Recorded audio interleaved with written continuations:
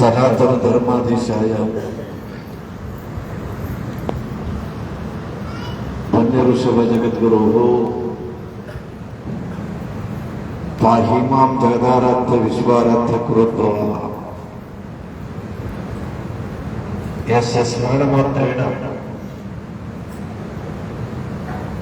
ಋಣಾಮುಕ್ತಿಕರಸ್ಥಿತಃ ತಮ್ಮ ವಂದೇ ಜಗದಾಧಾರ ವಿಶ್ವಾರಾಧ್ಯಂ ಜಗದ್ಗುರು.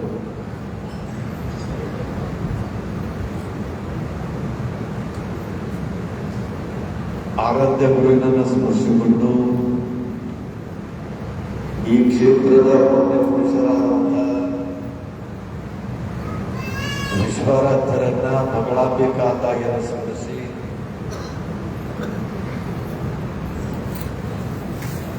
ಅಕ್ಷತರಿಗೆ ಅಮಾವಾಸ್ಯೆಯ ನಿಮಿತ್ತವಾಗಿ ಹಮ್ಮಿಕೊಂಡ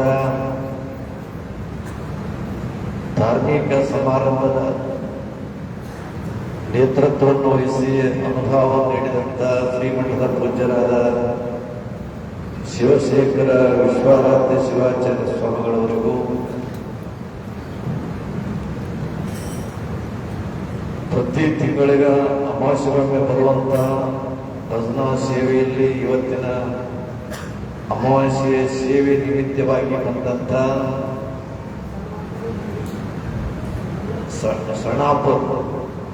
ಸಣಾಪುರ ಗುಡ್ಡರಿಗೆ ದೇವಸೂರಿನ ಭಜನಾ ಸಂಘದವರೆಗೂ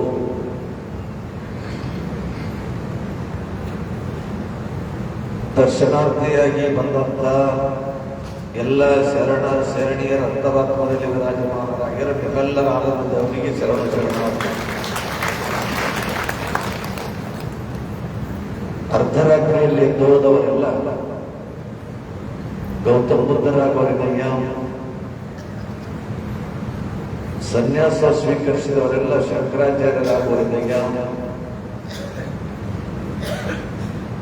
ಉಪನಯನವನ್ನು ನಿರಾಕರಿಸಿದವರೆಲ್ಲ ಬಸವಣ್ಣನವರಾಗೋರಿನಯ್ಯ, ಶಾಸನ ಉಲ್ಲಂಘಿಸಿದವರೆಲ್ಲ ಗಾಂಧೀಜಿಯವರಾಗೋರಿನಯ್ಯ, ಅಧಿಕಾರವನ್ನು ನಿರಾಕರಿಸಿದವರೆಲ್ಲ ಅಥಣಿಯ ಸಿಒಇಗಳಾಗೋರಿನಯ್ಯ, ದಿಗಂಬರತ್ವ ಪಡೆದವರೆಲ್ಲ ಸದ್ಗುರು ವಿಶ್ವಾರಾಧ್ಯರಾಗುವಂತೆ ಸ್ವತಂತ್ರ ಧೀರ ಸಿದ್ದೇಶ್ವರ ನಿನ್ನ ಹೆಸರುಗಳವರೆಲ್ಲ ನೀನಾಗುವರಿಲ್ಲ.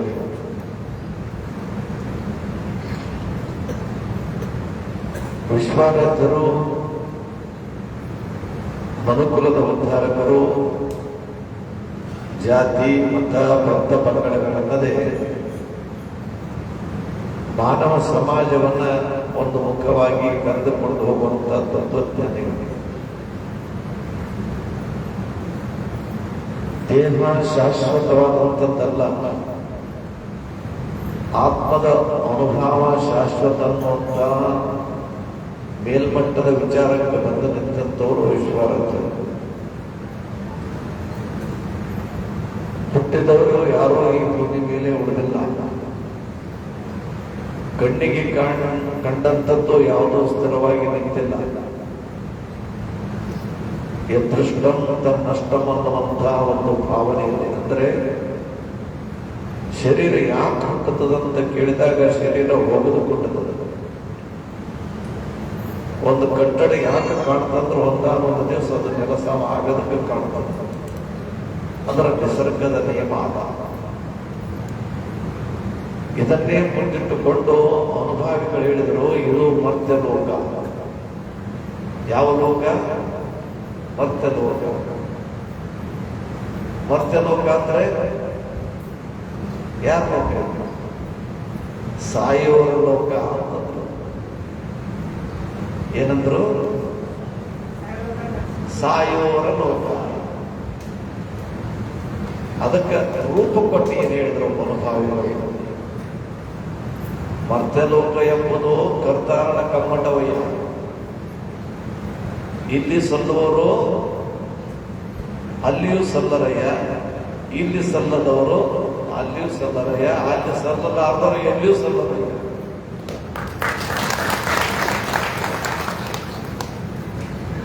ಇದು ಸಾಯುವ ಲೋಕ ಅಂದ್ರೆ ಮೊದಲನೇ ಮಾತಿನಲ್ಲಿ. ಸಾಯುವ ಇವ್ರ ಲೋಕ ಅಂತ ತಿಳ್ಕೊಂಡಂದ್ರೆ ನಾವೆಲ್ಲ ಎದಕ್ ಹುಟ್ಟುತ್ತೀವಿ ಅಂದ್ರ ಸಾಯದ ಹುಟ್ಟುತ್ತೀವಿ. ಯಾಕೆ ಸಾಯ್ತೀವಿ ಅಂದ್ರೆ ಮತ್ತೆ ಹುಟ್ಲಾಕ್ ಸಾಯ್ತೀವಿ. ಭಗವಂತ ಎಷ್ಟು ಬಿಟ್ಟು ಮನುಷ್ಯನ ಹಾಕಿರ್ಬೇಕಪ್ಪ ಅಯ್ಯೋ ನಮ್ಮನಿ ಅಂತ ನಾವೆಲ್ಲ ನಾವು ಬಹಳ ಹಾಕಿಲ್ಲ.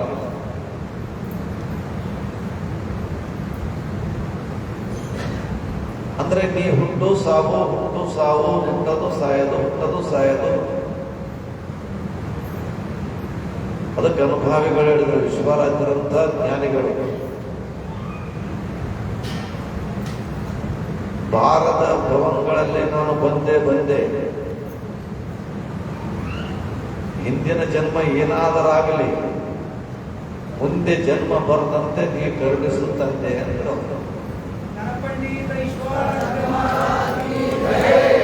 ಅಂದ್ರೆ ನಾವು ಹುಟ್ಟಲಾರದ ಜಾಗನೇ ಇಲ್ಲ ಅಂತಂದ್ರೆ ಅವ್ರು ತಿಳ್ಕೊಂಡ್ಬಿಟ್ರು. ಏನಂದ್ರೆ ನೀವೆಲ್ಲ ತಿಳ್ಕೊಂಡಿರಿದ್ರಿ ನಾವು ಮನುಷ್ಯ ಶ್ರೇಷ್ಠವಾದಂತ ಜನ್ಮದವರು. ಶ್ರೇಷ್ಠವಾದಂತ ಜನ್ಮ ಜಗಕ್ಕಬೇಕು. ಒಡದು ಬೆದ್ರೆ ನಿಮ್ಗಿಂತ ಹಾನಿ ಮತ್ತೊಂದು ಮಗದೊಂದು ಬೇಕಾದಷ್ಟು ತಿಂತಾವ. ಓಡದ ಬೆದ್ರೆ ನಿಮ್ಗಿನ ಬೇರೆ ಪ್ರಾಣಿಗಳು ಬಹಳಷ್ಟು ಓಡ್ತಾವ. ಬಹಳ ಶಾಣ್ಯರಂದ್ರೆ ನರಿ ಬುದ್ಧಿ ಆದಂತ ತಿಳ್ಕೊಂಡಂತಾರೆ. ನಿಮ್ಗಿನ ನರಿ ಬಹಳ ಶಾಣೆ ಆದಂತ. ಹೊಲ ನಮ್ಮದಂತಾರೆ, ಹೊಲ ನಿಮ್ಮದಲ್ಲ. ಹೊಲ ನಿಮ್ ಬಂದಾಗ ಎಸ ಮಂದಿ ಹೋಗ್ಯಾರ. ನಿಮ್ಮ ಅಪ್ಪ ಹೋಗ್ಯಾರ, ನಿಮ್ಮ ಮುತ್ತೆ ಹೋಗ್ಯಾರ, ಮುತ್ತೆ ಹೋಗ್ಯಾರ, ಎಲ್ಲರೂ ಹೋಗ್ಯಾರ. ಹೊಲ ಅಂತದ ಹೊರರು ಹೋಗ್ಯಾರ. ಎಲ್ಲ ನಾವು ಮನೆ ಕಾಯ ಹೊಡ್ಯೋದಂತ ಹೊಲ ಅಂತ. ನೀವೆಲ್ಲ ಅಂತಿರ್ತೀರಿ ಹೊಲ ಮಾರಿದೆ ಒಬ್ಬ ಅಂತ ನಾನು ತಗೊಂಡೇನಪ್ಪ. ನೀವು ಹೊರಗೆ ಮುಂಜಾನೆ ಹೋಗ್ತೀರಿ. ನೀವು ಹೋಗೋದ್ರಾಗ ನರಿ ಕಾಡಂದಿ ಅವು ಬಿತ್ತಿರ್ತಾವ.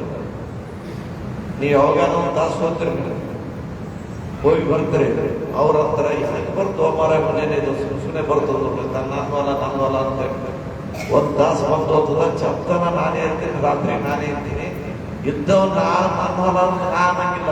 ಇದು ಸುಮ್ಮನೆ ಬರ್ತದ ನಂದು ತೊಂತದೆ ಮನುಷ್ಯ ಪ್ರಾಣಿ ಅಂತ ಅವು ಅಂತವ. ಹೊಲಕ್ಕೆ ನಾವು ಮಾರಿವಿ, ಅವ ತಗೊಂಡಿವಿ, ನನ್ನ ಹೊಲ ತಗೊಂಡಿವಿ, ಇಷ್ಟು ರೊಕ್ಕ ಕೊಟ್ಟು ಅಂತ ತಿಳ್ಕೊಂಡು ಎದಿ ಮುಟ್ಕೊಂಡು ನಾವು ಹೇಳ್ತಿರ್ತೀವಿ. ಎದಿ ಮುಟ್ಕೊಂಡು ಹೇಳಾಗ ಹೊಲ ಅಂತದ ಹುಚ್ಚ, ಯಾಕೆ ಎದಿ ಮುಟ್ಕೊಂಡು ಹೇಳ್ತೇವೋ.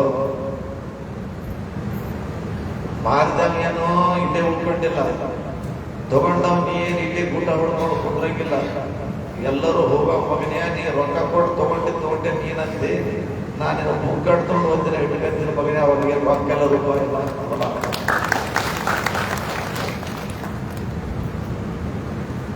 ಅಂದ್ರೆ 84 ಲಕ್ಷ ಜೀವಗಳ ಕೊನೆಯ ಜನ್ಮ ಇದು ಮನುಷ್ಯ ಜನ್ಮ.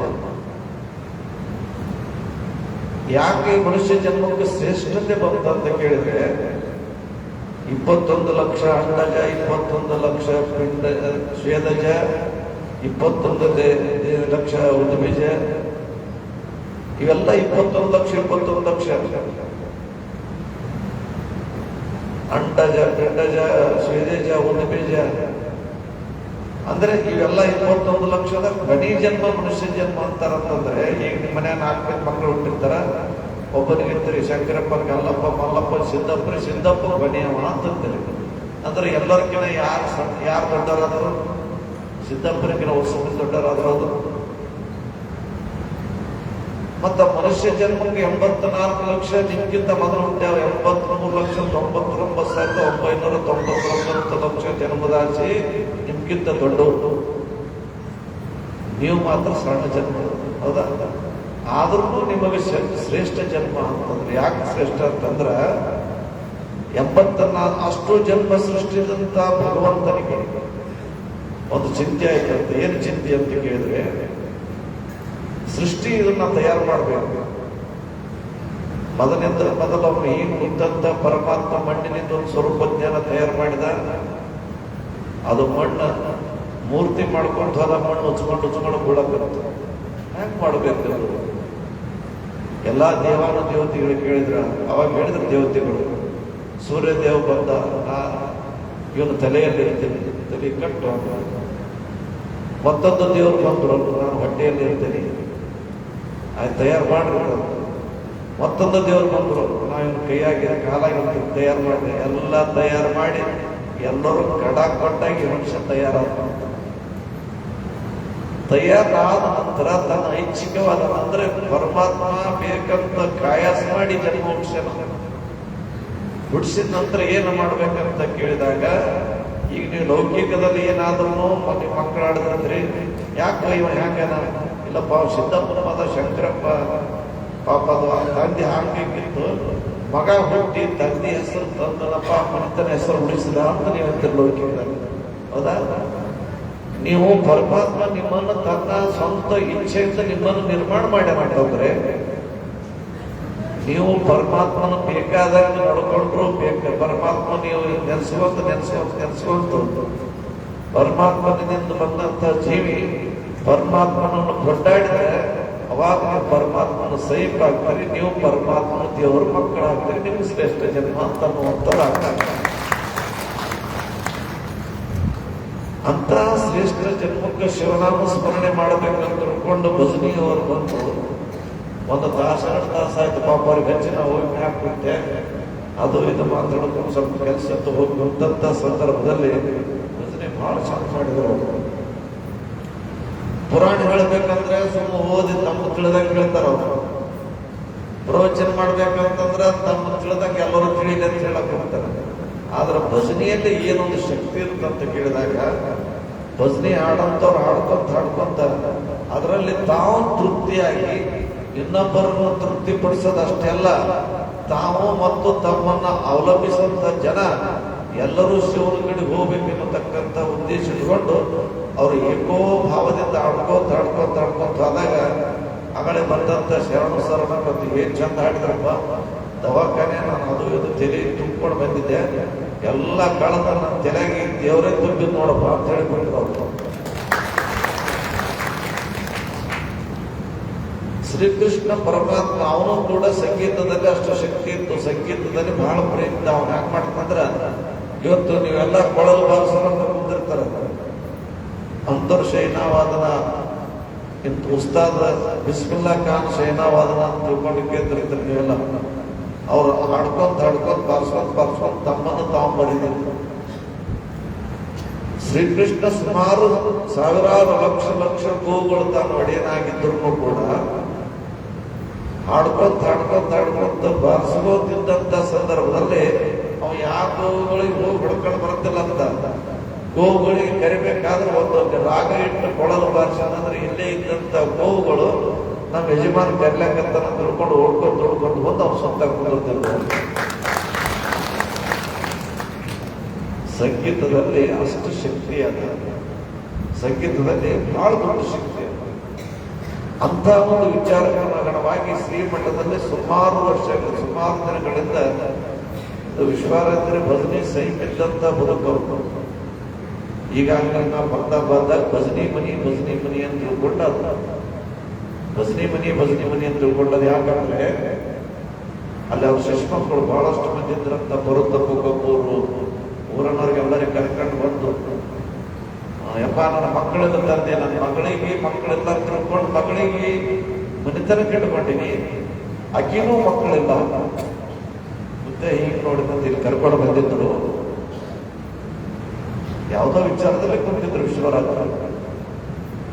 ಇದ್ರ ಈ ಕಡೆ ಕುಂತ್ರು, ಈ ರೂಢದಲ್ಲಿ ಇರ್ತಿದ್ದ. ಆ ರೂಢದಲ್ಲಿ ಹೋದಂತ ಸಂದರ್ಭದಲ್ಲಿ ನಾ ಎಲ್ಲಿ ಏನ್ ಮಾಡಕ್ಕಾಗ್ತೀನಿ, ಯಾರು ಏನ್ ಅಂತೀನಿ ಅನ್ನತಕ್ಕಂಥ ಗಮನವ್ರಿಗೆ ಇರ್ತಿದ್ದಿಲ್ಲ. ಯಾವಾಗ ಈ ಕಡೆ ಬಂದಾಗ ಏನ್ಲೇ ಯಾಕೆ ಬಂದಿಲ್ಲ ಅಂತ ಕೇಳ್ತಿದ್ರು. ಯಪ್ಪ ಮಕ್ಕಳಿಲ್ಲ ನನ್ನ ಮಗಳಿಗೆ, ಅದಕ್ಕೆ ಸುಮಾರು ದಿವಸ ಆಯ್ತು, ನನಗೆ ಮಕ್ಕಳಿಲ್ಲ, ಹುಟ್ಟಿತ್ತು ಹೆಣ್ಮಕ್ಳ ಅಂತ ತಿಳ್ಕೊಂಡಾಕಿ ಮನೆಗೆ ಉಟ್ಕೊಂಡಿಲ್ಲ, ಆಕಿಗೂ ಮಕ್ಕಳಿಲ್ಲ, ತಂದೆ ಆಕಿನ ಫಲಸಂತಾನ ಕೊಡೋ ತಿಳ್ಕೊಂಡಂದಾಗ ಯಾಕಡೆ ಗೊತ್ತಿದ್ರು, ಯಾವ ಧ್ಯಾನದಲ್ಲಿದ್ದರು ವಿಶ್ವರಾತ್ರಿ ಗೊತ್ತಿಲ್ಲ. ಪಟ್ನೆ ಕೈ ಹಾಕಿ ಆಕಿನ ಹುಣೆದಾಗ ಬಾಳೆಹಣ್ಣು ತಂದಿದ್ರು, ಬಾಳೆಹಣ್ಣು ಹಿಡ್ಕೊಂಡು ಮತ್ತೆ ಹೋಗಿದ್ ನಾನು ಜಾಡಿಸಿ ಹೋಗ್ಯದ್ರಾಗ 2 ಬಾಳೆಹಣ್ಣು ಕೆಳಗೆ ಬಿದ್ದು ಅಂತ ವಿಶ್ವರಾಜರ ಅಂದ್ರೆ ಮಕ್ಕಳು ಕೇಳಕ್ ಬಂದ್ರೆ ಈ 2 ಭೂಮಿ ಕೊಟ್ಲಲ್ಲಿ ಅಂದ್ರೆ ವಿಶ್ವರಾಜರ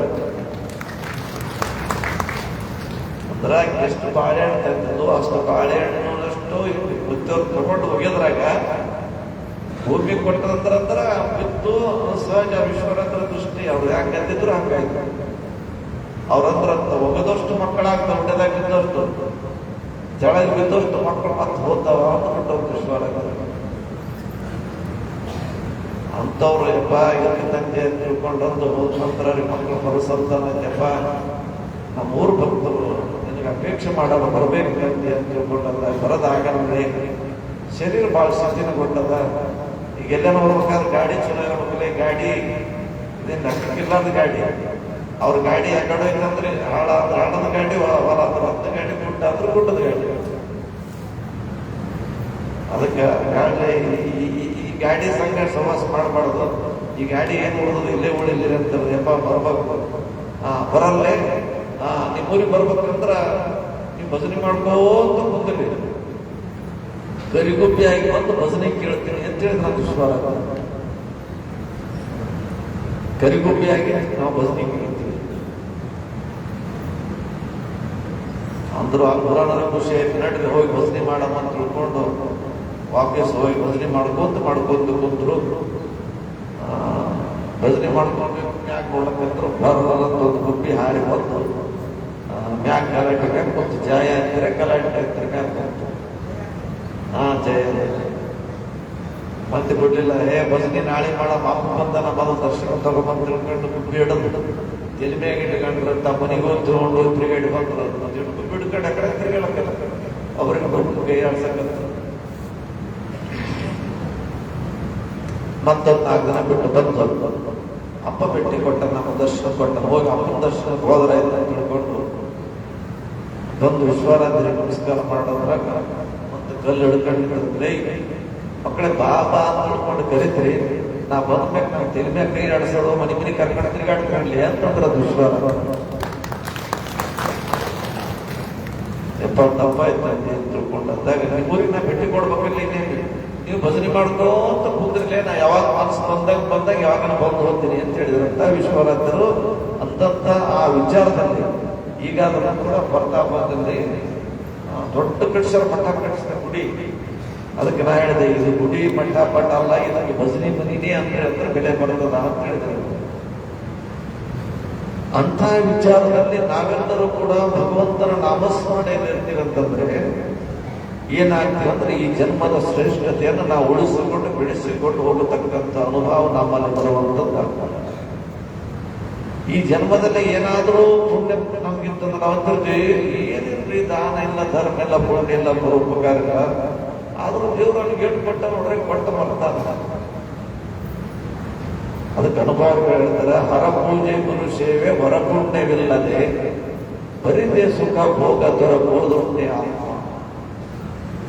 ಅನುಭವಿಗಳು ಹೇಳ್ತಾರೆ, ಹರ ಪೂಜೆ ಗುರು ಸೇವೆ ಹೊರಪುಣ್ಯ ಇಲ್ಲದೆ ಬರಿದೇ ಸುಖ ಭೋಗ ದೊರಕೋದುಂಟೆ ಆತ್ಮ.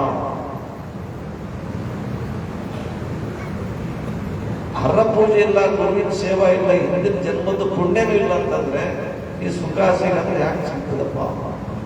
ಪುಣ್ಯದ ಕೆಲಸ ಮಾಡಿ. ಅದಕ್ಕೆ ಅಂದ್ರೆ ಪುಣ್ಯದ ಫಲವೇ ಸುಖ, ಪಾಪದ ಫಲವೇ ದುಃಖ. ಪುಣ್ಯದ ಫಲ ಸುಖ, ಪಾಪದ ಫಲ ದುಃಖ. ನಾವೇನ್ ಮಾಡಿವಿ ಅಂತಂದ್ರ ಸುಖ ಬೇಕಂತೀವಿ, ಹಣ್ಣು ಬೇಕಂತೀವಿ, ಗಿಡ ಹಂಚಾಗ್ತಾಯಿರಲ್ಲ. ಸುಖ ಬೇಕಂತೀವಿ, ಪುಣ್ಯದ ಕೆಲಸ ಮಾಡಾಕ್ತಾರಿಲ್ಲ. ಮಾಡೋದು ಪಾಪದ ಕೆಲಸ ಅಷ್ಟು, ಅದ್ರ ದುಃಖ ಬೇಡ ಅಂತ ಬೇಡ. ಎಷ್ಟು ವಿಚಿತ್ರ ಅದಾದ್ರ. ಅದಕ್ಕೆ ಹೇಳಿದ್ರೆ ಅವರು, ನೀ ಮಾಡಿದಂತಹ ಪುಣ್ಯ ನಿನಗೆ ಮುಂದಿನ ಜನ್ಮದ ಬುದ್ಧಿ ಆಗ್ತದೆ. ಒಬ್ಬ ಗುರುಗಳು ಶಿಷ್ಯ ಮಗನಿಗೆ ಕರ್ಕೊಂಡು ತಿರುಗಾಡ್ಕೊಂಡು ಹೊಟ್ಟಿದ್ರು.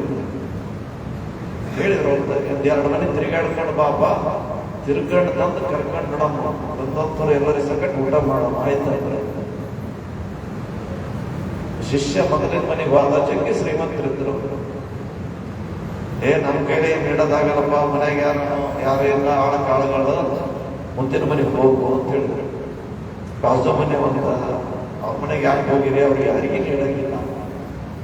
ಈಗ ನನ್ನ ಬಲ್ಲಿ ಆದ ರೊಟ್ಟಿ ಅದ, ನಾವು ಉಣ್ಬೇಕಂತಿದ್ದೆ, ನೀವು ಬಂದಿರಿ, ಈಗ ಒಯ್ದು ಬಿಡ್ರಿ ಅಂತ ಹೇಳಿ. ನೀವ್ ಯಾಕೆ ಮಾಡ್ಕೊಂಡ ನೋಡ, 3-4 ದಿನ ಕೊಟ್ಟಿವಿ ಅಂದ್ರೆ 3-4 ದಿನ ಕೊಡೋ ಇಲ್ಲ ಇರ್ತಾನ. ಅಂದ ಶಿಷ್ಯ ಅಂತ ಬೇಡಪ್ಪ, ನೀವೊಂದು ಅರ್ಧ ತುತ್ತು ಇಟ್ಕೋ, ರೊಟ್ಟಿ ಇಟ್ಟುಕೊಂಡು ಕೊಟ್ಟ. ಹೋಗಿ ಗುರುಗಳಿಗೆ ಕೊಡುವಂತ ಸಂದರ್ಭದಲ್ಲಿ ಹೇಳಿದ ಅವನು, ಅಲ್ರಿ ಗುರುಗಳೇ, ನೀವು ದೇವರಾಗ್ಲಿ, ನೀವು ದೇವರ ಸ್ವರೂಪ ಅಂತ ತಿಳ್ಕೊಂಡು ಹೇಳ್ತೀರಿ, ಅವ ದಾನ ಇಲ್ಲ ಧರ್ಮ ಇಲ್ಲ, ಅವನ ಮನೆಗೆ ಯಾಕೆ ಹೋಗಿರಿ ಅಂತ ತಿಳ್ಕೊಂಡು ಊರನವ್ರು ಅಂತಾರ. ಅವನಿಗೆ ದೇವ್ರು ಎಷ್ಟು ಕೊಟ್ಟು ಬರ್ತಾನಲ್ರಿ. ಇವ್ ನೋಡ್ದೆ ಪಾಪ ಕೊಡ್ಬೇಕಂತಾನೆ ಇದಕ್ಕೇನು ಇಲ್ಲ, ತನ ಕೊಡಕ್ಕೆ ಇಲ್ಲ, ದೇವ್ರು ಹೆಂಗೆ ಪಕ್ಷಪಾತ ನೋಡ್ರಿ ಅಂತಂದ್ರು. ಅವಾಗ ನಂದೇತಮ್ಮ, ನಮ್ಮ ಬದುಕು ಒಂದೇ ಜನ್ಮದ ಅಲ್ಲದೆ ದೇವ್ರು ಬಹಳ ಪ್ರಿಂಟ್ ಮಷೀನ್ ಇಟ್ಟಿಲ್ಲವ. ಇದಕ್ಕೆ ಪುಣ್ಯ ಮಾಡಿದ್ರೆ ಒಂದಕ್ಕೆ ಕಳಿಸ್ತಾನ, ಪಾಪ ಮಾಡಿದ್ರೆ ಇನ್ನೊಂದು ಕಳಿಸ್ತಾನ, ಪುಣ್ಯ ಮಾಡಿದ್ರೆ ಒಂದಕ್ಕೆ ಕಳಿಸ್ತಾನ, ಪಾಪ ಮಾಡಿದ್ರೆ ಮತ್ತೊಂದು ಜನ್ಮಕ್ಕೆ ಹಾಕ್ತಾನ. ಅವ ಏನ್ ಮೊದಲೇ ಮನೆಗೆ ಹೋಗಿದ್ದ ಶ್ರೀಮಂತ ಏನೂ ಇಲ್ಲ ಮುಂದೆ ನಡಿ ಅಂತಲ್ಲ, ಹಿಂದಿನ ಜನ್ಮ ಹಿಂದಿನ ಪುಣ್ಯವನ್ನು ಹಿಂದೂ ಉಂಡಬೇಕಾದ. ಹಿಂದಿನ ಜನ್ಮದಾಗ ಗಳಿಸ್ಯಾನ, ಈಗ ಕಳ್ಕೊಂಡು ಹೋಗ್ತಾನವ. ಮುಂದಿನ ಜನ್ಮದ ಪೂರಲ್ಲಿ ಏನು ಏನು ಇರಂಗಿಲ್ಲ. ಇವೇನಾಗಲ್ಲ, ಹಿಂದಿನ ಜನ್ಮದಾಗ ಕಳ್ಕೊಂಡು ಬರ್ತಾನ, ಈಗ ಪಡ್ಕೊಂಡು ಹೋಗ್ತಾನ. ಅದು ಶ್ರೀಮಂತಿದ್ದು ಮುಂದೆ ಬಿಕಾರಿ ಆಗ್ತದ, ಇದು ಬಿಕಾರಿ ಆಗುತ್ತೆ ಮುಂದೆ ಶ್ರೀಮಂತ ಆಗ್ತದ ಅಂತ ಹೇಳಿ ಇದೇ ಕುರಿತು ಆಟ. ಸೀತಾ ಇಲ್ಲ ಸಣ್ಣಕ್ಕಿಂತ ಸೀತಾ ಮಾತೆ ಸಣ್ಣಕ್ಕಿದ್ದಂತ ಸಂದರ್ಭದಲ್ಲಿ ನೇಪಾಳ ಮಿಥಿಲಾ ನಗರ ಎಂದು ಬರ್ತದೆ ಸೀತಾ ಅಂತ ಅವ್ರ ವನವಿಹಾರ ಮಾಡಕತ್ತಿದ್ರೆ ಎಲ್ಲ ಗೆಳತಿಯರನ್ನ ಕರ್ಕೊಂಡು ತಮ್ಮ ಸಖಿಯರೊಂದಿಗೆ ಆಡ್ಕೊಂತ ಗುಡ್ಡ ಗಾಡು ಹುಲ್ಲು ನೀವು ರಾಜನ ಮಕ್ಕಳು ಆರಾಮಾಗಿ ಏನ್ ಕೊಡ್ತಾರೆ ಆಡ್ಕೊಂತಿದ್ದಳು. ಇದ್ದಂತ ಸಂದರ್ಭದಲ್ಲಿ ಅಲ್ಲಿ ಬೆಳೆದಂತ ಪುರುಕೊಂಬಾದಂತ ಹಣ್ಣು ತಿಂತಿದ್ದಳು, ಕೋಗಿಲೆ ಹಾಡಿ ಕೇಳ್ತಿದ್ದಳು, ನವಿಲುಗಳ ನರ್ತನ ನೋಡ್ತಿದ್ದಳು, ಜುಳು ಹರಿಯುವಂತ ನೀರಿನಲ್ಲಿ ಕಾಲಳ್ಳಿ ಆಡಿಸ್ಕೊಂತ ಕುಂತ ಆರಾಮ ಮಕ್ಕಂತಿದ್ದಳು. ಆಗ ಹೊಳೆ ನೋಡಿದ್ರು, ಒಂದು ಗಿಡದ ಮ್ಯಾಗ ಗರ್ಭಿಣಿ ಗಂಡ ಹೆಂಡತಿ ಗಿಳಿಗಳು ಕೂತಿದ್ವು. ಗಂಡು ಗಿಳಿ ಹೆಣ್ಣು ಗಿಳಿ ಗಿಳಿತಂತ ಸ್ವಲ್ಪ ಅಧ್ಯಾತ್ಮ ಅಂದ್ರೆ ಹೊಟ್ಟಲಿದ್ದಾಗ ನಾವು ಏನು ಒಳ್ಳೇದು ಹೇಳ್ತೀವಿ, ಏನ್ ಕೇಳ್ತೀವಿ, ಕೇಳಿದಂಥದ್ದು ಹೊಟ್ಟೆಗಿರುವಂತ ಖುಷಿ ಪರಿಣಾಮ ಆಗ್ತದ, ಒಳ್ಳೇದೇ ಕೇಳ್ಬೇಕಂತ ಅದಕ್ಕೊಂದು ಕಥೆ ಹೇಳ್ತೀನಂತ ರಾಮಾಯಣ ಕಥೆ ಹೇಳಕತ್ತ. ಇನ್ನ ರಾಮಾಯಣನೇ ಆಗಿಲ್ಲ, ಸೀತೆನ ತವ್ರನಾಗಿ ಹೇಳ, ಸಣ್ಣಕ್ಕೆ ಹೇಳ, ಲಗ್ನ ಆಗಿಲ್ಲ. ಹಿಂಗ ಸೀತಾ ಅಂತಿದ್ದವಂತ ಈಕೆ ಅಂತಂತ ನಂದೇ ಕಥೆ ಹೇಳಕತ್ತ. ಸೀತಾ ತಿಳ್ಕೊಂಡು ಕೇಳಿದ್ವಿ, ನಂದೇ ಕಥೆ ಹೇಳಕತ್ತಾಳ ಅಂತ ತಿಳ್ಕೊಂಡು ಕಿವಿ ಕೊಟ್ಟು ಕೇಳಿದ್ರು. ಸೀತಾ ಮಾತಿದ್ಳು, ಆಕಿ ಈಗ ಗಂಡನ ಮನೆಗೆ ಆದಳು. ಇಂಥ ರಾಮನು ಅಂತ ಒಬ್ಬ ದೇವತಾ ಪುರುಷ ಅಕ್ಕಿಯನ್ನು ಒರೆಸಿಕೊಂಡ ಲಗ್ನ ಆಯಿತು. ಮುಂದೆ ಅವಳಿಗೆ ಹುಟ್ಟಿದ್ವು ಅಂತ ಅನ್ನೋದ್ರೊಳಗಾಗಿ ಈಗ ಏನ್ ಮಾಡಿದಂತ ಇವರು ಹೇಳ್ತಾವಂತ ತಿಳ್ಕೊಂಡಂದ್ರೆ, ನಾನು ಮನೆಗೆ ಹೋಯ್ದ್ರಂತೂ ಇದು ಪೂರ ಕತ್ತಿ ನಾನೇ ಕೇಳಿದ್ರಂತೂ ಕೇಳಿ ನನ್ನ ಜೀವನ ಸಟ್ಟು ಮಾಡ್ಕೊಂಡ್ರಾಯ್ತು, ನಿರೂಪಿಸ್ಕೊಂಡ್ರಾಯ್ತು, ರೂಪಿಸ್ಕೊಂಡ್ರಾಯ್ತು ಅಂತ ತಿಳ್ಕೊಂಡು ಇಳಿಗೆ ಇಳ್ಕೊಳಕ್ ಗಂಡು ಗಿಡಿ ನಾನು ಹೆಣ್ಣು ಗಿಡಿ ಸಿಕ್ತು. ಅದನ್ನ ತಂದು ಮನೆಯಾಗ ಬಂಗಾರದ ಪಂಚರದೊಳಗೆ ಹಾಕಿಟ್ರು. ಅದಕ್ಕೆ ಹಣ್ಣು ಕೊಟ್ರು, ಹಾಲು ಕೊಟ್ರು, ಅಮೃತನೇ ಕೊಟ್ರು. ಹೇಳಿತಂತ, ನೋಡು, ನಾನು ಗರ್ಭಿಣಿ ಇದ್ದಾಗ ನೀನು ನನ್ನನ್ನು ತಂದು ಗಂಡನಿಗೆ ನನಗೆ ಅಳಿಸಿದ್ದೀನಿ. ನಿನಗೊಂದು ಸಂದರ್ಭ ಹೆಂಗೆ ಬರ್ತದ, ನೀನು ಹೊಟ್ಟಿದ್ದಂತ ಸಂದರ್ಭದಲ್ಲಿ ನೀನು ಗಂಡ ಹೆಂಡತಿ ಆಗಿದ್ರೆ ಇದೇ ನನ್ನ ಶಾಪ ಅಂತ ತಿಳ್ಕೊಂಡು ಹೆಣ್ಣಿಗೆ ಹೇಳಿ ಸತ್ತ. ಮುಂದೆ ರಾಮದ ಅಕ್ಕಿಯಲ್ಲಿ ಒರೆಸ್ಕೊಂಡು ಅಕ್ಕಿ ಅಂದ್ರು, ಇನ್ನ ಪೂರ ಗತಿನೇ ಕೇಳಿದ್ದಿಲ್ಲ. ನನ್ನ ಕೈಯಿಂದ ಇಂಥ ಅಹಿತಕರ ಘಟನೆ ಆಯ್ತಲ್ಲ, ಇರಲಿ ಅಂತ ತಿಳ್ಕೊಂಡು ಅನ್ನೋದ್ರೊಳಗಾಗಿ ನಿರ್ವಹಣೆ ಏನ್ ಮಾಡ್ಬೇಕು ಅಂತ ಹೋಗಿತ್ತು. ರಾಮಾಯಣ ಪ್ರಾರಂಭ ಆಯ್ತು. ವನವಾಸಕ್ಕೆ ಹೋಗಿ ಬಂದ್ರು, ಲಗ್ನ ಆದ್ರು. ಎಲ್ಲ ಮುಗಿದ ನಂತರ ದೇವತಾ ಪುರುಷ ರಾಮ ಹೆಂಡತಿ ತುಂಬ ಗರ್ಭಿಣಿ ಇದ್ರು. ಎಲ್ಲ ನನ್ನ ರಾಜ್ಯದ ಜನ ಹ್ಯಾಂಗಿರ್ತಾರ ನೋಡ್ಬೇಕು. ಹಗ್ಲಂತ ಬಂದು ಈ ಮಂತ್ರಿ ಒಂದ್ ಹೇಳ್ತಾನೆ, ಆ ಮಂತ್ರಿ ಒಂದ್ ಹೇಳ್ತಾನೆ, ಆ ಒಣನವ್ರು ಬಂದ್ ಹೇಳ್ತಾರೆ, ಈ ಊರನವ್ರು ಬಂದ್ ಹೇಳ್ತಾರೆ. ಸ್ವತಃ ಎಲ್ಲ ತಿರುಗಾಡಿ ಜನ ಸುಭಿಕ್ಷೆಯಿಂದ ಆಹಾರ ಇರಲಿಲ್ಲ. ಅದಕ್ಕೆ ಎಲ್ಲಾದ್ರೂ ಚಲೋ ಇರ್ಬೇಕಾದ್ರೆ ರಾಜಕಾರಣಿಗಳು ಭಾಷಣ ಮಾಡ್ತಿರ್ತಾರ, ನಮ್ಮ ರಾಜ್ಯವನ್ನ ನಮ್ಮ ದೇಶವನ್ನ ರಾಮರಾಜ್ಯವನ್ನಾಗಿ ಮಾಡಬಾರದು. ರಾಮರಾಜ್ಯದಲ್ಲಿ ಎಲ್ಲ ಪ್ರಾಣಿ ಪಕ್ಷಿಗಳಿಗೂ ಕೂಡ ಒಂದು ನ್ಯಾಯ ಇಟ್ಟಿದ್ದಂತ, ಪ್ರಾಣಿ ಪಕ್ಷಿಗಳಿಗೆ ಕೂಡ ಒಂದು ನ್ಯಾಯ ಇಟ್ಟಿದ್ದ. ಯಾಕಂದ್ರೆ ಒಂದು ನಾಯಿ ಬಂದು ನಿಂತಂತ ನಾ ರಾಮ ಬಿಟ್ಟೆ ಆಗ್ಬೇಕಂತ ತಿಳ್ಕೊಂಡು ಒದರ್ಲಕ್ಕಂಥದ್ದು ಅದು ದೇವತಾ ಮನುಷ್ಯ ರಾಮನ ಶಬ್ದ ಗೊತ್ತಿತ್ತು. ಯಾಕಂತ ಕೇಳಿದಾಗ ಸುಮ್ಮನೆ ಇಂಥ ಮನುಷ್ಯ ಹೊಡೆದಾನ, ಅವನಿಗೆ ಯಾವ ಶಿಕ್ಷೆ ಕೊಡಬೇಕು? ಏನಿಲ್ಲ, ಇಂಥ ಊರಾಗ ಹೋಗಿ ಅವನಿಗೆ ಒಂದು ದೊಡ್ಡ ಈ ಸಂಸ್ಥಾನಿಕ ಮಾಡಿ ಕುಂದಿಸ್ಬಿಡು. ಯಾಕೆ ಎಂದಕ್ಕೆ ನಾನು ಅವನಿಗೆ ಅದೇ ಇದೆ, ನಾನು ನಾಯಿ ಬಳಸಲ್ಲ, ನೀನು ನಾಯಿ ಆಗಿರ್ತೀನಿ ಅಂತ ಹೇಳ್ತಂತ ನಾಯಿ. ಈ ವಿಚಾರಗಳನ್ನು ಇಟ್ಟುಕೊಂಡು ರಾಮ ರಾತ್ರಿ ತಿರುಗಾಡಿದ್ರಾಯ್ತು, ರಾತ್ರಿ ಏನೇನು ಕಷ್ಟ ಅದಾವ ಅಂತ ನೋಡಿದ್ರಾಯ್ತು ಅಂತ ತಿರುಗಾಡ್ಕೋಂತ ಬಂದ ರಾಜ ಯಾರೋ ರಾಮ. ತಿರುಗಾಡ್ಕೊಂಡು ಬಂದಂತ ಸಂದರ್ಭದಲ್ಲಿ ಒಂದು ಮನ್ಯಾಗ ಜಗಳ ನಡೆದಿತ್ತು, ಅಕ್ಸರ್ ಮನ್ಯಾಗ ಜಗಳ ನಡೆದಿತ್ತು. ಜಗಳ ನಡೆದಾಗ ಹಿಂಗ ಗಂಡ ಹೆಣ್ತಿ ಮುಂಜೆ ನಡೆದ್ರು ಆದಂತ ನ್ಯಾಯ ಹೇಳಕಂತಿದ್ರು.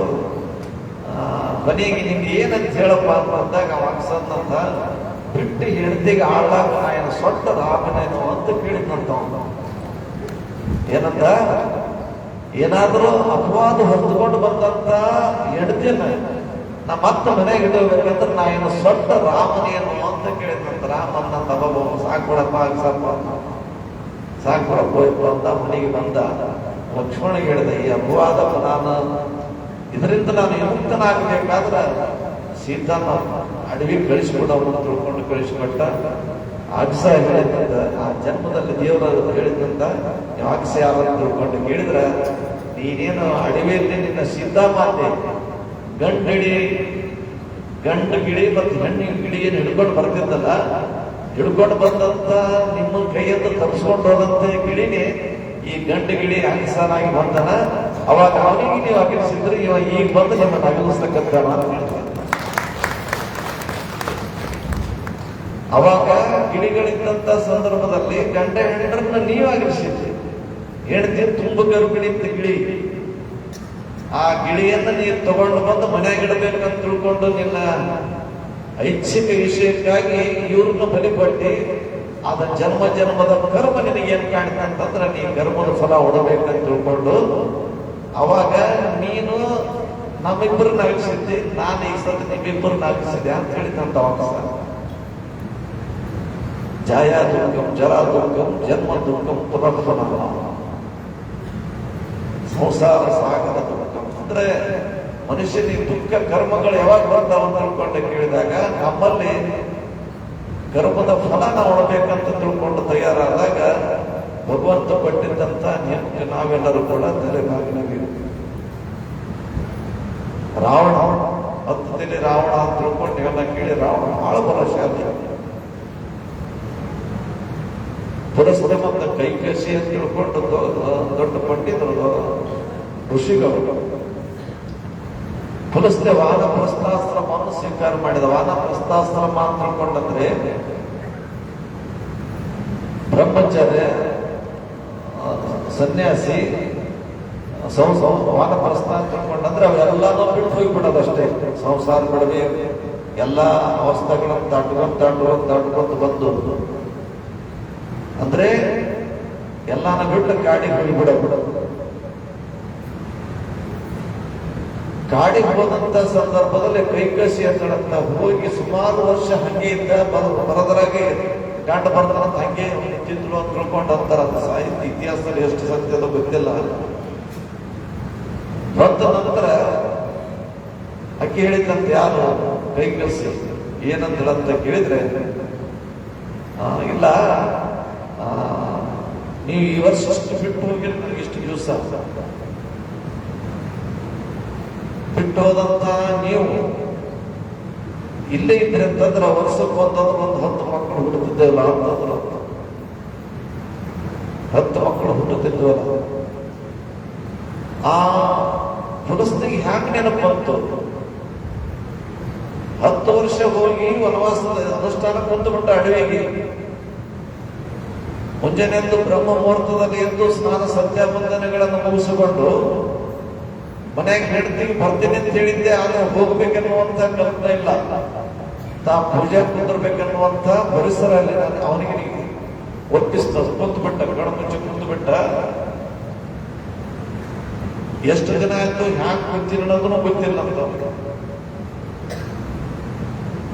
ಗಡ್ಡ ಜಟಗಳು ಬೆಳೆದು ಆ ಜಟದಾಗ ಹಕ್ಕಿ ಪಕ್ಷಿಗಳು ವಾಸ ಮಾಡಕತ್ತವ. ಈಗ ಅದನ್ನು ಋಷಿಕೇಶದಲ್ಲಿ ಬಹಳಷ್ಟು ಮಂದಿ ತಪಸ್ಸು ಕೂತಿರ್ತಾರಂತ. ಅವರು ಹ್ಯಾಕ್ ಕೂತಿರ್ತಾರಂದ್ರೆ ಹಂಗೆ ಪದ್ಮಾಸನ ಹಾಕೊಂಡು ಕೂತಿರ್ತಾರ. ಯಾರಾದ್ರೂ ಹೋಗಿ ಸ್ವಲ್ಪ ಮಜಾ ಮಾಡ್ಕೊಂಡು ಅವ್ರು ಉಳಿದು ದಗ್ಗಟ್ರು ಗುಡುಗುಡುಗಳು ಉಳ್ಕೊಂಡು ಹ್ಯಾಕ್ ಬಿದ್ದಿರ್ತಾರ ಹಂಗೆ ಇರ್ತಾರಂತ ಎಷ್ಟೋ ವರ್ಷ. ಬ್ರಹ್ಮಸಿಂಹ ಚಕ್ರದಲ್ಲಿ ಅದು ತನ್ನ ಜೀವನಗಳವನ್ನುವಂಥದ್ದು ಇಟ್ಟು ದೇಹದ ಮೇಲಿನ ತಮ್ಮ ಸಹಜನ ಬಿಟ್ಟು ನಿಯಂತ್ರಣ ಮೇಲೆ ಇರತಕ್ಕಂಥ ಅವರ ಒಂದು ಅನುಷ್ಠಾನದ ಫಲ, ತಪಸ್ಸಿನ ಒಂದು ನಿಗ್ರಹ ಶಕ್ತಿ, ಆ ಯಾವ ವ್ಯವಸ್ಥೆ ಕುಂತ ಸಂದರ್ಭದಲ್ಲಿ ಅವನ ಜಟದಲ್ಲಿ ಹಕ್ಕಿ ಪಕ್ಷಿಗಳು ವಾಸ ಮಾಡಕತ್ತವ. ಹಕ್ಕಿ ಪಕ್ಷಿಗಳು ವಾಸ ಮಾಡತಕ್ಕಂಥ ಸಂದರ್ಭದಲ್ಲಿ ಒಂದು ಅದೇಗೆ ಒಂದು ಪಕ್ಷಿ ಹೊಟ್ಟಲಿತ್ತು. ಅವಾಗ ತನ್ನ ಗಂಡ ಹೇಳ್ತಿದ್ದ, ನೀ ಆ ಕಡೆ ಹೋಗ್ಬೇಡ, ನಾನು ಬಿಟ್ಟು ಅಡವ್ಯಾಗ ಬಿಟ್ಟು ಅದೇ ಅಂತ ತಿಳ್ಕೊಂಡಂದ್ರೆ ನನಗ ಒಂದು ಪ್ರಸವ ದಿನದಲ್ಲಿ ನಾನು ಬಾಣಿತನ ಆಗುವಂತ ಸಮಯದಲ್ಲಿ ನನಗೆ ಏನಾದ್ರೂ ತ್ರಾಸ್ ಗೀಸ್ ಆಗಿತ್ತನ ತಿಳ್ಕೊಂಡಂದಾಗ ಆ ಹಕ್ಕಿ ಏನಂತಂದು ಗಂಡ ಹಕ್ಕಿ, ನಾ ಏನು ಹೆಂಡತಿಗೆ ಯಾವಾಗ ಬಂತಾಗ್ಬಿಟ್ಟು ಮರೆತು ಕುಂದ್ರಲಕ್ಕ ನಾ ಏನು ಭರಿಸಿದ ಋಷಿ ಏನು ಅಂತ ಕೇಳ್ತಂತ. ಅಂದ್ರೆ ಅವನು ಸುಟ್ಟದಾಗೆ ಬರ್ತದಲ್ಲ, ಅವನು ತಿರ್ಬೇಕು ಅಂತ ಕೇಳ್ತಂತ. ಅವನಂಗ ನಾ ಏನು ಮನೆ ಬಿಟ್ಟು ಹೆಂಡತಿ ಬಿಟ್ಟು ಅಲ್ಲಕ್ಕ ನಾ ಏನು ಋಷಿ ಅನ್ನಂದಾಗ ಹುಡುಕೊಂದು ಋಷಿ ಅನ್ನಂತ ಅಬ್ಬಾಬ ಏನು ಬೆಳಿಗ್ಗೆ ಹೋಗ್ತಾವಂತ. ನಾನು ತಪ್ಪು ಮಾಡೀನಿ. ಹೋಗಿ ತನ್ನ ಹೆಂಡತಿ ಮುಂದೆ ಕುಂತಾಗ ಹೆಂಡತಿ ಅಂದ್ರಂತ, ಅಲ್ರಿ ಇಷ್ಟು ದಿವಸ ನೀವು ಹೋಗಿರಿ, ಎಲ್ಲಿ ಹೋಗಿದ್ರೆ ಮುಗಿದ್ದಿಲ್ಲ. ಅದನ್ನ ನಮ್ಮ ಬದುಕನ್ನು ಯೌವನ ಭರಿತವಾದಂತ ಈ ಶರೀರವನ್ನ ಸಮಯವನ್ನ ನಾವು ವ್ಯರ್ಥ ಕಳ್ಕೊಂಡೇವಲ್ಲ. ಆದ್ರೆ ನಮಗೆ ಒಂದು ವರ್ಷಕ್ಕೊಂದು ಒಂದ್ 8 ಮಕ್ಕಳಾಗ್ತಿದ್ವಲ್ಲ ಅಂದಾಗ ಅವನ ತನ್ನ ಏಕದೃಷ್ಟಿಯಿಂದ ತನ್ನಲ್ಲಿರ್ತಕ್ಕಂಥ ತಪಸ್ಸಿನ ಫಲದಿಂದ ಈ 1 ವರ್ಷಕ್ಕೆ 1 ಮಕ್ಕಳು ಬೇಡ, 10 ವರ್ಷದ ಫಲವಾಗಿ ಈ ರಾವಣ ಹುಟ್ಟಲಿ ಅಂತ ತಿಳ್ಕೊಂಡು ಹೆಂಡತಿಗೆ ಆಜ್ಞೆ ಮಾಡಿದ, ಆಶೀರ್ವಾದ ಮಾಡಿದ ಕಲದ ರಾವಣ ಹುಟ್ಟಿದ. ರಾವಣ ಏನ್ ಮಾಡಿದ, ತನ್ನ ತಾಯಿ ಅಪೇಕ್ಷೆಯಂತೆ ಪರಮಾತ್ಮ ಆತ್ಮಲಿಂಗವನ್ನೇ ತಂದ. ಪರಮಾತ್ಮ ಅಷ್ಟಮ ಇದು ಯಾವುದು ನವಗ್ರಹಗಳು ಪರಮಾತ್ಮನಿಗೆ ಹೊಂದಿದ್ದೆಲ್ಲ ರಾವಣ ಹೊಂದಿದ್ದು ಅಂತ. ರಾವಣ ಅನಿಸ್ತಿದ್ದಂತ ರಾವಣ ತನ್ನ ಸಿಂಹಾಸನ ಕಂದು ಕುರ್ಚಿಗೆ ಸಿಡಿ ಮಾಡಿದ್ದಲ್ಲಂತ, ಪ್ಯಾಂಟಣಿ ಮಾಡಿದ್ದಲ್ಲಂತ. ಅವ ಏನ್ ಮಾಡಿದ್ನಂತಂದ್ರೆ ಎಲ್ಲಾ ನವಗ್ರಹಗಳು ಬಂದು ಆ ಕುರ್ಚಿ ಮ್ಯಾಗ ಕುಂದಿರ್ಬೇಕಂತ ಚಪ್ಪಲಿ ಹೊಡೆದ್ರೆ ಎಲ್ಲಾ ನವಗ್ರಹಗಳು ಬಂದು ಈಗ ಡೊಗ್ಗಿ ನಿಂತಿರ್ತದ ಅದ್ರ ಮ್ಯಾಗ ಕಾಲಿಟ್ಟು ಬಂದು ಕುರ್ಚಿ ಮ್ಯಾಗ ಕೊಡ್ತಿದ್ದಂತ. ಯಾಕಂದ್ರೆ ಅಷ್ಟ ಶಕ್ತಿ ಗಳಿಸಿದ್ದ.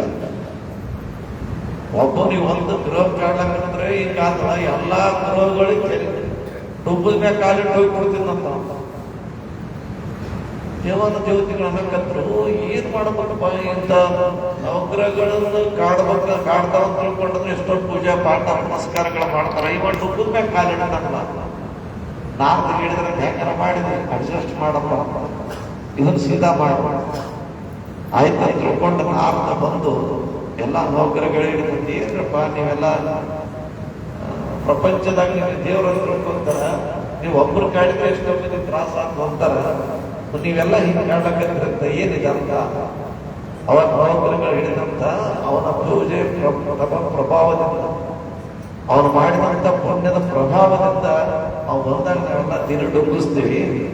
ಅದಕ್ಕೆ ಅವ್ನ ಕಾಲ ಕಟ್ಟಿಟ್ಟು ಹೋಗ್ತಾನೆ. ಅದಕ್ಕೆ ನೀವೇನ್ ಹೇಳ್ಬೇಕಂದ್ರ ಅವು ನಾರ್ದಾಗ ಹಿಡಿದು ಅಂತ ಏನಂದ್ರೆ, ಈಗ ಜನ ಊಟ ಮಾಡೋಣ ಅವಾಗ ಅವನಿಗೆ ತಿಳಿಸ್ತೀವಿ ಅಂತ ತಿಳ್ಕೊಂಡಂತ ಆಯ್ತಂದು ಅಲ್ಲಿ ಬಿಟ್ಟಿಗೆ ಇಟ್ಟಿದ್ದ ಮತ್ತೆ ರಾವಣ ಬಂದಂತ. ನೋಡಪ್ಪ ರಾವಣ, ವೈರಿಗಳ ಎದೆಯನ್ನು ಮೆಟ್ಟಬೇಕಲ್ಲದೆ ಬೆನ್ನನ್ನು ಮೆಟ್ಟಬಾರದು ಅಂತ. ವೈರಿ ಇಲ್ಲಿ ತುಳಿಬೇಕು, ಈ ಬೆನ್ನಿನ ಮೇಲೆ ತುಳಿತಲ್ಲ, ಏನ್ ದೊಡ್ಡ ಮಾತಂದ್ರ ಅವ ರಾವಣ ಮೊದಲೇ ಹುಚ್ಚು ಹೆಚ್ಚಾಗಿದ್ದ ಅಹಂಕಾರ.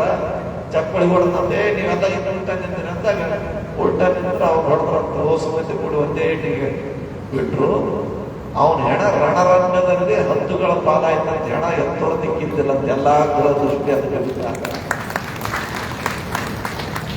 ಇದಕ್ಕೆ ಕಾರಣ ಏನಂತ ತಿಳ್ಕೊಂಡು ಕೇಳಿದೆ, ಇದನ್ನ ಜನ್ಮದಿಂದ ಬಂದ ವೃತ್ತಾಂತ ಮನುಷ್ಯನ ಬೆನ್ನಟ್ಟಿ ಒಂದು ಜೀವಾತ್ಮ ಪರಮಾತ್ಮನೊಂದಿಗೆ ಹೋಗಿ ಕೂಡಬೇಕಾದ್ರೆ ಸಮರಸ ಜೀವನ ಬಾಳ್ಬೇಕಾದ್ರೆ ಅದಕ್ಕೆ ಏನು ಕಾರಣ ತಿಳ್ಕೊಂಡು ಕೇಳಿದ್ರೆ ಕೇವಲ ಒಂದು ಜನ್ಮದ ಸಾಧನೆ ಅಷ್ಟೇ ಅಲ್ಲ, ಜನ್ಮ ಜನ್ಮದಲ್ಲೂ ಕೂಡ ನಾವು ಸಾಧನಾ ರೂಪವಾಗಿ ಶರೀರವನ್ನು ಆತ್ಮವನ್ನು ಬಳಸಿಕೊಂಡದ್ದಾದರೆ ಜೀವಾತ್ಮ ಪರಮಾತ್ಮ ನೋಡೋದಕ್ಕೆ ಏನು ತೊಂದರೆ ಇಲ್ಲ.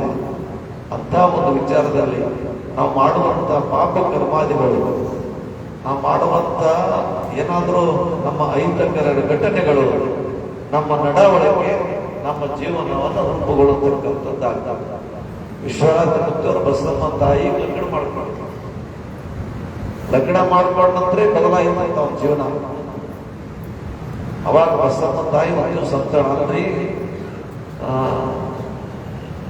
ಪೂಜೆಗಾಗಿ ತಂದಂತ ನೀನು ನೀನು ಯಾವ ಸ್ಥಾನ ಕೊಡ್ತಿದ್ದೆ ಕೊಟ್ಟದಕ್ಕೆ ನಾನು ಅದು ಪೂಜೆಗೊಳ್ಳಕ್ಕೆ ನಾ ತಯಾರಿ ಅಂದ್ರು.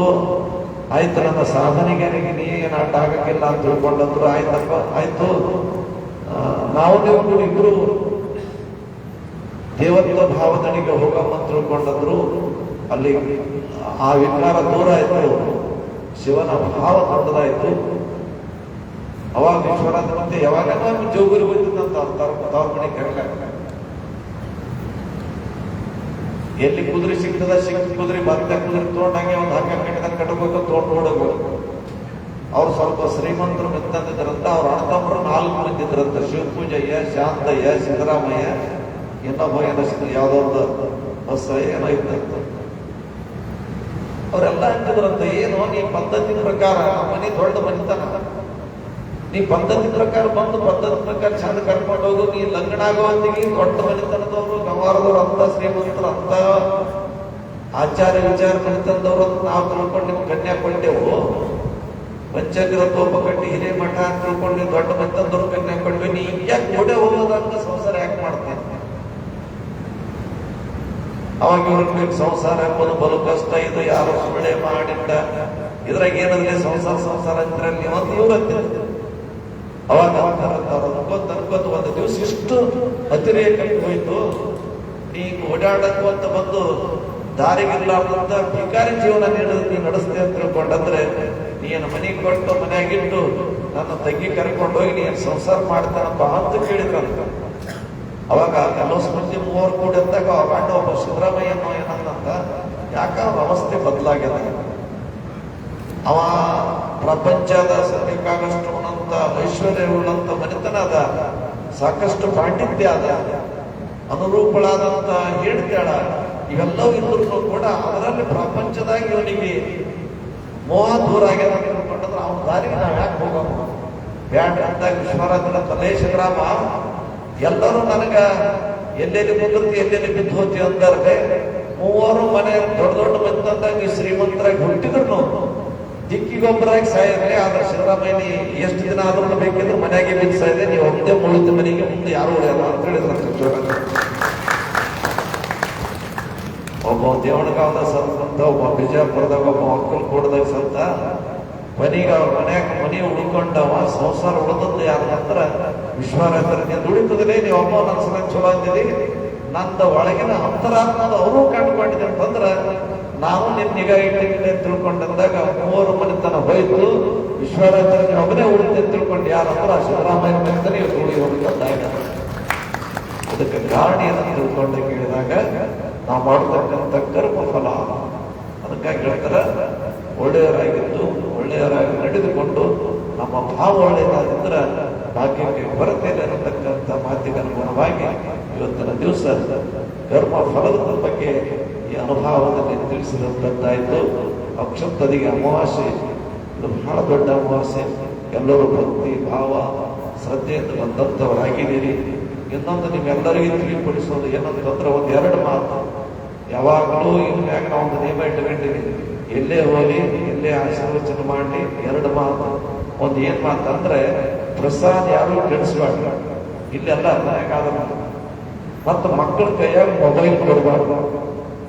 ಯಾಕಂತ ಕೇಳಿದ್ರೆ ಇವತ್ತು ನೋಡ್ರಿ ಎಲ್ಲೆಲ್ಲಿ ಕೇಳ್ಕೊಂತವ್ರಿ, ಮಕ್ಕಳ ಕೈಯಾಗ ಮೊಬೈಲ್ ಕೊಟ್ರೆ ಒಂದು 4 ವರ್ಷದಾಗ ಹುಚ್ಚಾಗಿ ಹೋಗ್ತಾವ. ಹುಚ್ಚಾದ್ರೆ ತಿಳ್ಕೊಂಡಂದ್ರೆ ಮತ್ತೆ ಮಕ್ಕಳನ್ನ ವಾಪಸ್ ಈ ಕಡೆ ಆಗಂಗಿಲ್ಲ. ಅದಕ್ಕೆ ಯಾರೋ ಮಕ್ಕಳಿಗೆ ಮೊಬೈಲ್ ಕೊಡಬಾರ್ದು. ಮೊದಲು ಈಗ ಈಗ ನಮ್ಮ ಶ್ರೀಕಾಂತ್ ಮಕ್ಕಳಿಗೆ ಮೊಬೈಲ್ ಕೊಟ್ಟು ಈ ಮಗ ಎಷ್ಟು ವರ್ಷನೇವನಪ್ಪ?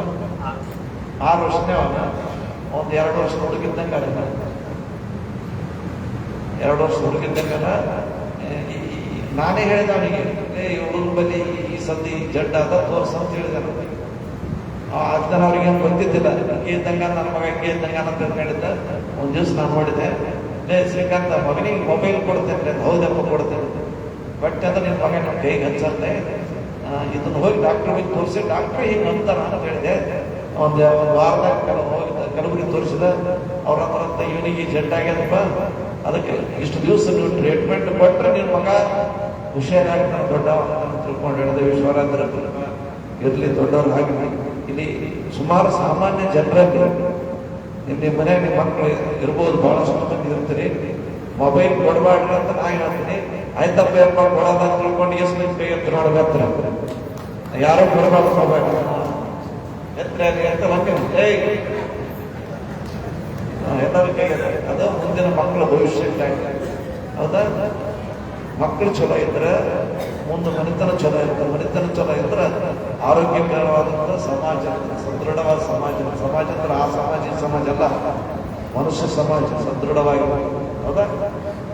ಎಲ್ಲ ಇರ್ಬೇಕು. ಇನ್ನು ಅನ್ನ ಎಲ್ಲ ಪ್ರಾಣಿ ಪಕ್ಷಿ ಕ್ರಿಮಿ ಕೀಟಗಳಿಗೆ ಅನ್ನದನ್ನ ಹೇಳಿ ಅಂಡಜ ಪಿಂಡಜ ಶ್ವೇತಜ ಉದ್ಬೀಜ ಅಂತ ಹೇಳ್ಕೊಂಡು ಆ ಬೀಜನೂ ಕೂಡ ನಮ್ಮಕ್ಕೊಂದು ಜೀವಾತ್ಮವನ್ನು ಹೊತ್ಕೊಂಡು ಬಂದದ್ದು.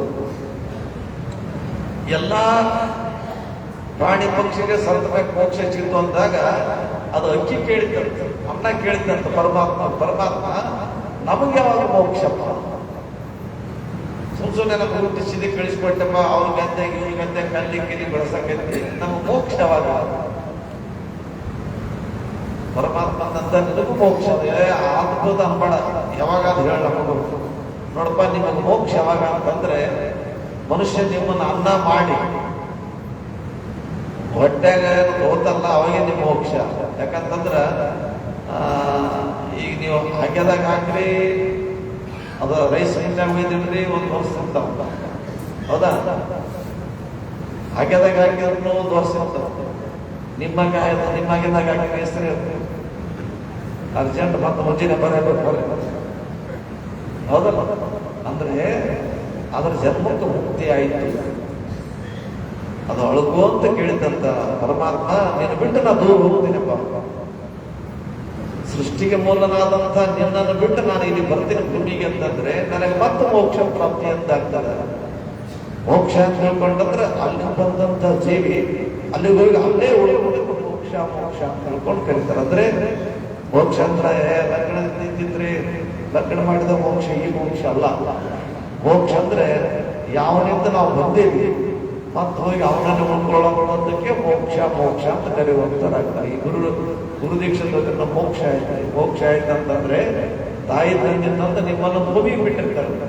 ಸದ್ಗುರುನಾಥ್ ಏನ್ ಮಾಡ್ತಾರೆ ಅಂದ್ರ, ನೀವು ಸಾಯಬಾರದು, ಕೆಡಬಾರದು, ಸಾಯುವಂತ ಕೆಡುವಂತ ದೇಹದಲ್ಲಿ ಕೆಟ್ಟಾರ್ದಂತ ಆತ್ಮ ಪರಮಾತ್ಮನ ಸ್ವರೂಪ ಅದ. ನಿಮ್ಮನ್ನು ಒಯ್ದು ನಾವು ಮತ್ತೆ ಅಲ್ಲಿಗೆ ಮುಟ್ಟಿಸ್ತೀನಿ, ನಿಮಗೆ ಮೋಕ್ಷ ಕರುಣಿಸ್ತೀನಿ ಅಂತ ತಿಳ್ಕೊಂಡು ಗುರು ಏನು ಮಾಡ್ತಾರೆ ಅಂದ್ರೆ ಹಸ್ತ ಮಸ್ತಕ ಸಂಯೋಗ. ನೀವು ಮಸ್ತಕ ಮೇಲೆ ಗುರುನಾಥ ಹಸ್ತ ಇಟ್ಟು ಮಂತ್ರೋಪದೇಶ ಮಾಡಿದಾಗ ನೀ ಎಲ್ಲಿಂದ ಬಂದಿದಿ ಅಲ್ಲಿ ಹೋಗಿ ಮುಟ್ಟಪ್ಪ. ತಾಯಿ ತಂದೆ ಅಲ್ಲಿದ್ದದ್ದು ನಿಮಗೆ ಇಲ್ಲಿ ತಂದಾರ, ಈ ತಂದೆ ಏನ್ ಮಾಡ್ತಾರ ನಿಮಗೆ ಇಲ್ಲಿಂದ ಹೋಗಿ ಅಲ್ಲಿಗೆ ಮುಟ್ಟಿಸ್ತಾನೆ. ಇದೇ ಮೋಕ್ಷ. ಅಂತ ಒಂದು ಮೋಕ್ಷ ಪ್ರಾಪ್ತಿಯಾದಂತ ಅನುಭವ ಸ್ಥಿರವಾದಂತ ಅನ್ನ ಎಲ್ಲಾದ್ರೂ ಕೂಡ ನೀವು ಒಗದ್ರಿ ಊಟ ಮಾಡಿ ಹಂಗೆ ಬಿಟ್ಟಿರಿ ಅಂತಂದ್ರ ಅನ್ನ ಬಳತದಂತದ್ದು.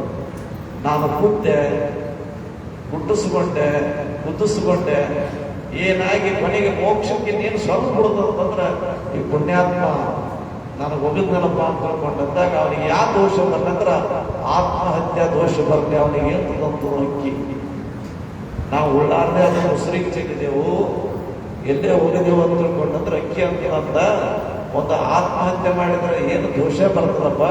ಗುರುನಾಥ ನಾನು ಸಣ್ಣವಿದ್ರು ಕೂಡ ನನಗೆ ನನ್ನ ಜನ್ಮ ವ್ಯರ್ಥ ಮಾಡ್ಯಾನಂತಂದ್ರೆ ಅವನ ಹೊಟ್ಟೆ ಹೋದ್ರೆ ನನ್ನ ಜನ್ಮ ಪೂರ್ತಿ ಆಗ್ತದೆ. ನನ್ನನ್ನು ಒಯ್ದು ಎಲ್ಲೋ ಕಸ್ದಾಗ, ಮುಸುರಾಗ, ಮೋರ್ಯಾಗ, ನೀರಾಗ ಎಲ್ಲೋ ಹೋಗುತ್ತಾನ ತಿಳ್ಕೊಂಡಂದ್ರೆ ನನಗೇಟು ಕೆಮ್ಮತ್ತಿನಿಂದ ಆಟನ ನೀವು ಸ್ವಲ್ಪ ದೋಷಗಳು ಅಂತ ಅಕ್ಕಿ ಕೇಳ್ತದಂತ. ಅದಕ್ಕಾಗಿ ಎಲ್ಲರೂ ಪರಬ್ರಹ್ಮ ಸ್ವರೂಪವಾದಂಥ ಅಕ್ಕಿ, ಭಗವಂತನಿಂದ ಬಂದಂಥ ಪ್ರಸಾದ. ಇಲ್ಲೆಲ್ಲ ಈ ಮನೆಗಿದ್ದು ಅದನ್ನು ಪ್ರಸಾದ, ಅದನ್ನು ಪ್ರಸಾದ. ಪ್ರಸಾದ ಅಂತ ತಿಳ್ಕೊಂಡಾದ್ರೆ ಗುಡಿಯಾಗ ಬಂದದ್ದೇ ಪ್ರಸಾದ ಅಂತ ತಿಳ್ಕೊಂಡಲ್ಲ. ಈ ಕಾಯ ಪ್ರಸಾದ ಕಾಯ ಅಲ್ಲ, ಪ್ರಸಾದ ಕಾಯ. ಇದು ಪ್ರಸಾದ ಹಾಕಿದಾಗೆ ತೃಪ್ತಿ ಆಗ್ತದೆ. ಮನೆಯಾಗಿದ್ದದ್ದು ಅದನ್ನು ಪ್ರಸಾದ, ಇಲ್ಲಿ ಗುಡಿಯಾಗ ಇದನ್ನು ಪ್ರಸಾದ. ಹೌದಾ? ಬದಲಾವಣೆ ಆಗ್ಬೇಕು. ಯಾಕಂತಂದ್ರೆ ಬದಲಾಗಿ ಇಲ್ಲಿ ಬಂದು ನೀವೆಲ್ಲ ಸಂಸ್ಕಾರ ಕಲಿಲ್ಲ ಎಷ್ಟು ದಿನ ಬಂದು ಅರ್ಥ ಆಯ್ತು. ಒಮ್ಮೆ ನೀವು ನಿಮ್ಮ ಮನೆಗೆ ಬೆಳೆದ್ರಿ ಅಕ್ಕಿ, ಹೌದಾ? ನಿಮ್ಮ ಮನ್ಯಾಗ ಅಡಿಗೆ ಮಾಡ್ತೀರಿ ಅನ್ನ, ಯಾಕಪ್ಪ ಇದು ಗುರುಗಳು ಅಂತಾರೆ ಏನಂತ ಊಟ ಮಾಡ್ರಂದ್ರ ನಾವು ಪ್ರಸಾದ ತೋರಿ. ನಿಮ್ಮ ಮನೆಗಿದ್ದ ಅಕ್ಕಿ ಬಂದು ನೀವೇ ಅನ್ನ ಮಾಡಿರ್ತೀರಿ, ನೀವೇ ಒಣ ಹೊತ್ತಿಗೆ ಅದಕ್ಕೆ ಪ್ರಸಾದ. ನೀವೇ ನೀರು ತಂದಿರ್ತೀರಿ, ಪೂಜೆ ಮಾಡ್ತೀರಿ, ಸ್ವಲ್ಪ ಹಾಕ್ರಿ ತೀರ್ಥ ಹಾಕ್ರಿ ಅಂತ ತಿಳ್ಕೊಂಡಿರ್ತೀರಿ. ನೀವೇ ಕುಡಿದಕ್ಕೆ ಅದಕ್ಕೆ ತೀರ್ಥ ಇರ್ತೀರಿ. ನೀವೇ ತಂದು ಸಂಸ್ಕಾರ ಪಟ್ಟಿದಾಗ ಕ್ಷಣ ಮಾತ್ರದಲ್ಲಿ ಅದು ತೀರ್ಥ ಇತ್ತು. ನೀ ಪಟ್ಟದ ಅನ್ನ ಮಟ್ಟದ ಒಳಗೆ ಹೋದ ನಂತರ ಅನ್ನ ಆಯ್ತು. ಪುಣ್ಯಾತ್ಮ, ನೀ ಹುಟ್ಟಿ ಎಷ್ಟು ಜನ ಆಯ್ತಲ್ಲೋ, ನೀ ಪರಮಾತ್ಮ ಬಂದಂತ ನೀ ಯಾಕೆ ಪರಮಾತ್ಮ ಬಡದು? ಪರಮಾತ್ಮದಿಂದ ಬಂದಂತ ಕಾಯ ಪರಮಾತ್ಮ ಆದಾಗ ಮಾತ್ರ ಇದಕ್ಕೆ ಶಾಶ್ವತವಾದಂತ ಪರಮ ಸುಖ ಮೋಕ್ಷ ಪ್ರಾಪ್ತಿ ಆಗತಕ್ಕಂಥದ್ದಾಗ್ತದ. ಅಂತ ಅನುಭವವನ್ನು ನೀವೆಲ್ಲರೂ ಕೂಡ ಇವತ್ತಿನ ದಿವಸ ಪಡೆದುಕೊಂಡಂಥವರಾಗಿದ್ದೀರಿ. ಪೂಜ್ಯ ಸ್ವಾಮಿಗಳು ಹೇಳ್ಯಾರ ಗೊತ್ತಿಲ್ಲ. ಬಸವ ಜಯಂತಿ ದಿವಸ ಅಂದ್ರೆ ಸೋಮವಾರ ದಿವಸ ಬನ್ನಿ ಬಸವೇಶ್ವರ ರಥೋತ್ಸವ ವ್ಯವಹಾರದಲ್ಲಿ ವಿಶ್ವರಾಧ್ಯರು ಹುಟ್ಟಿ ಬೆಳೆದಂತ ಮತ್ತು ಪ್ರಸಾದ ಉಣಿಸಿದಂತ ಪುಣ್ಯಾತ್ಮ ಒಂದು ಕ್ಷೇತ್ರದ ಜಾತ್ರಾ ಮಹೋತ್ಸವ. ಯಾಕಂದ್ರೆ ಎಲ್ಲರೂ ನೇವದೆ ಇಡ್ಲಿಕ್ಕೆ ಹೋದಾಗ ವಿಶ್ವರಾಧ್ಯರು ಬಸವ ಶಾಸ್ತ್ರಿಗಳು ನೇವದೆ ಹಿಡ್ಕೊಂಡು ಹೊರಟು ಬರ್ತಿರಂತ ಬರುವಂತ ಸಂದರ್ಭದಲ್ಲಿ ನೇವದೆ ಹಿಡ್ಕೊಂಡು ಆಫೀಸ್ ಹೋಗುವಾಗ ವಿಶ್ವರಾಧ್ಯನಂತ ದಿನ ಬಂದು ನೇವದೆ ಹಿಡ್ಕೋಬೇಕಾದ್ರೆ ಇಲ್ಲೇ ಇಲ್ಲಕ್ಕೆ ಹೋಗ್ಬೇಕು ಅಂತ. ಅದಕ್ಕೆ ಇವತ್ತು ನೇವದೆ ಹಿಡಿತೀವಿ ಅಂತಂದ್ರೆ ಅವ ಉಂಡ್ರ ನಾಳೆ ಬರಮ್ಮ, ಉಳ್ಳಿಲ್ಲ ಅಂದ್ರೆ ನೇವದೇನೆ ತರೋದು ಬೇಡ ಅಂತ ತಿಳ್ಕೊಂಡು ಪರಮಾತ್ಮನಿಗೆ ನಯ ವಿನಯದಿಂದ ವಿನಮ್ರನಾಗಿ ಬೇಡ್ಕೊಂತ ಅವನು ಪ್ರಾರ್ಥನಾ ಮಾಡ್ಕೊಂತ ನಿಂತಾಗ ಬನ್ನಿ ಬಸವನೇ ಬಾಯಿ ತರದ ವಿಶ್ವರಾಧ್ಯರು ಕೊಟ್ಟಂತ ಪ್ರಸಾದ ಉಂಡ್ರು ಅಂತ ತಿಳ್ಕೊಂಡು ಇತಿಹಾಸ ನಾವು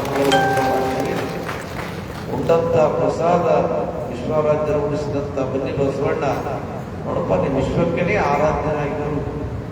ವಿಶ್ವರಾಧ್ಯ ಅಂತ ತಿಳ್ಕೊಂಡಂದಾಗ ವಿಶ್ವಕ್ಕನೇ ಆರಾಧನೆ ಅಂದ್ರೆ ಎಲ್ಲರಿಗೂ ಕೂಡ ನೀವು ಪೂಜನೀಯಾಗಿ ದೇವತಾ ಮನುಷ್ಯನಾಗಿ ನೀವು ಬಾಳು ಅಂತ ತಿಳ್ಕೊಂಡು ಬನ್ನಿ ಬಸವೇಶ್ವರನ ಆಶೀರ್ವಾದ ಮಾಡಿದ್ರು. ಅಂಥ ಪುಣ್ಯಾತ್ಮನ ಗುರುವಿನ ಗುರು ಪರಮ ಗುರು ವಿಶ್ವರಾಧ್ಯರ ಮನೆದೇವರು ಜಾತ್ರಾ ಮಹೋತ್ಸವ ಆದ. ಎಲ್ಲರೂ ನೀವು ಬರ್ರಿ. ವರ್ಷ ದಿನ ಇಲ್ಲ ನಾವು ದುಡಿತಿರ್ತೀವಿ, ಅವತ್ತ ಇಲ್ಲಿ ನಾವು ಅಷ್ಟೇ ಬಂದಿರ್ತೀವಿ. ಅವತ್ತ ಬನ್ನಿ ಬಸವನ ಜಾತ್ರೆಗೆ ನಾವು ಇರ್ತೀವಿ, ನೀವಿರ್ತೀವಿ. ವಿಶ್ವರಾಧ್ಯರನ್ನು ಕೂಡ ಅಲ್ಲಿಂದು ನಮ್ಮ ಗುರುಗಳ ಜಾತ್ರೆ ನಡೆದು ಅಂತ ತಿಳ್ಕೊಂಡು ಬಹಳ ಸಂತೋಷ ಭಕ್ತಿಯಿಂದ ಆ ಕಾರ್ಯಕ್ರಮ ನಡೆಸ್ಕೊಂಡು ಬರತಕ್ಕಂಥವ್ರಾಗ್ತಾರೆ.